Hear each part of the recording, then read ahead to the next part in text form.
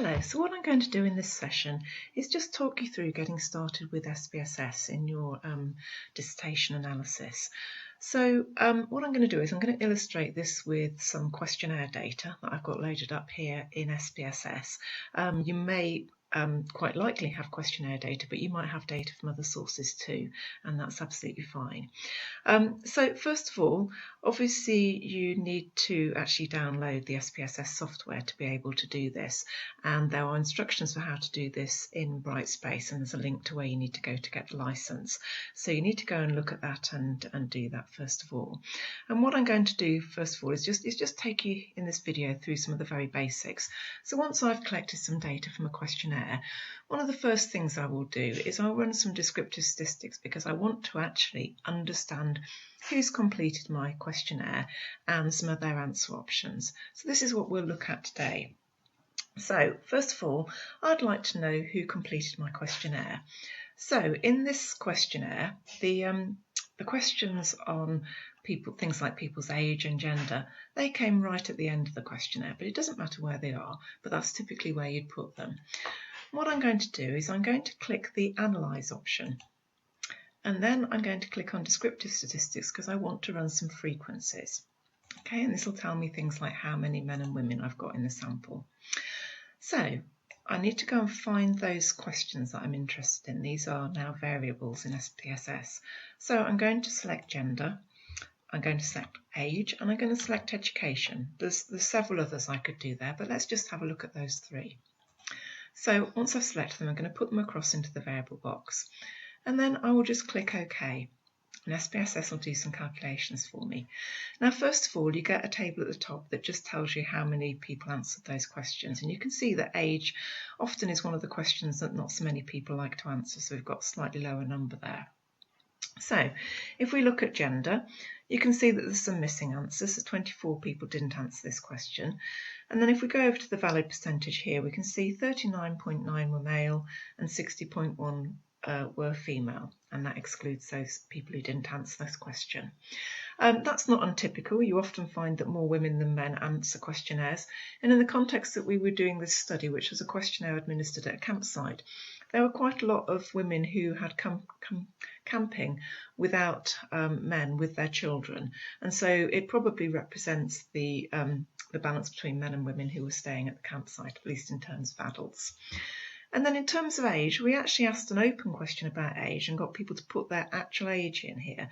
So you can see there's a big range of answers running from someone who was 15 through to someone who was 80. But you can see there's probably a dominance of some middle-aged people, judging by the numbers of answers sort of around here. But that's probably not the most productive way for us to look at that data, so I'll show you another way in a moment. And then in terms of education, again, you can see that 20 people didn't answer this question, but the most common answer was university degree or equivalent, or postgraduate qualification.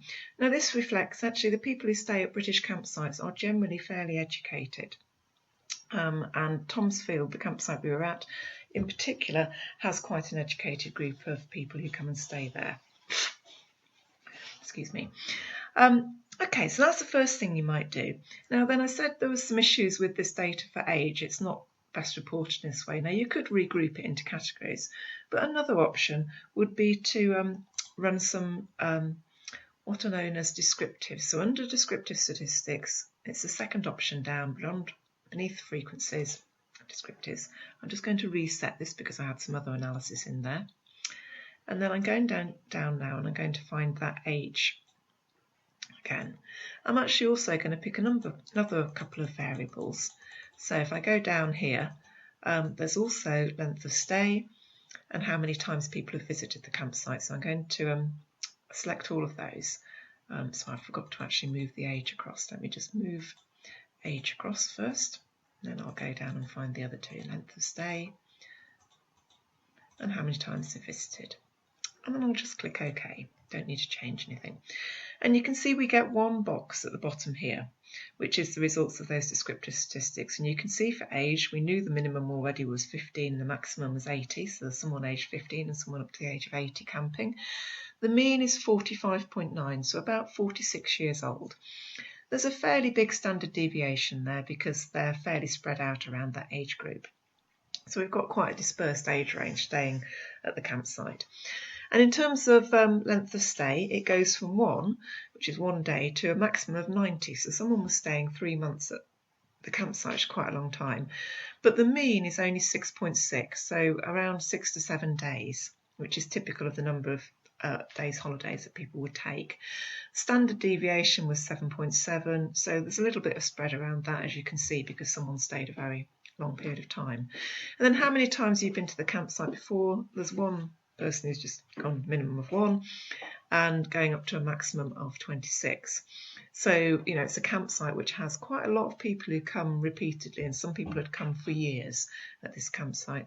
So the mean is about 6 times, and standard deviation is 6. Okay, so that gives you an idea of what you can do here.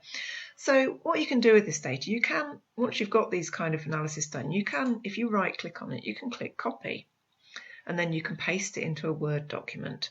But these tables don't look particularly nice, and also you know, some of these data tables like gender, they've got lots of information that isn't particularly useful. Cumulative percentage isn't useful. You know, you might want to decide to report just the valid percentage and not the percentage here that has the missing data in. So my recommendation is always that you develop your own tables and bring across data that you're interested in reporting. And generally, if I was reporting data about my respondents, I'd probably put in a summary table that included something like gender, age, education, and put those all together into one table, because otherwise you end up with lots and lots of tables in your analysis. So having done this, so I know who's completed my questionnaire, I then want to actually focus on the purpose of my study. Now this study looked at was focused on collaborative travel, and we have a whole range of questions that relate to people's sense of community at the campsite and their feelings about collaboration. So I'll just show you the questionnaire. We asked, in question 3, we asked them 4 questions, which were all about their sense of community that I'm going to analyse now. And we were interested in people's feelings about sense of community because we felt this might relate to their willingness to collaborate with others.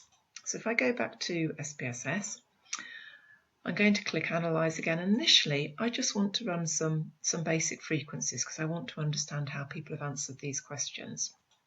So if I reset that, I can then go down, and these questions were questions 3A to 3D. So I'm just going to move those all across, and I'll click OK. And here you can see we've got a table for each question. So, you know, the first question, 3A, was the one about I would like to return to this campsite in the future. 3B was about I feel people at this campsite share my interests. 3C was about I feel part of a community at this campsite, and 3D was I feel emotionally attached to the campsite. And you can see, you know, a lot of people strongly agree that they want to return to the campsite and agree, so that's very positive. They're less positive, or, you know, there's less strong agreement in terms of 3B, which is about having shared interests. And again, less positive, but some agreement that they feel part of a community, and a bit more mixed in terms of the emotional attachment. And again, if we wanted to, we could also run descriptives here and have a look at the mean. Again, I'll reset that. I'll just put these questions across. So I select the ones I'm interested in, put them across, click OK, and there you can see that. And you can see straight away that the mean for question 3A was 1.66. It's much smaller than the others. Now, the data was coded such that strongly agree was 1, whereas strongly disagree was 5. So the smaller the mean, the more likely they are to agree with that question. And you can see straight away that question 3A about wanting to return to the campsite has the most agreement, whereas question 3D, the one on emotional attachment, has the least agreement, but it does have quite a big standard deviation relative to the others. There is more varied response to that question.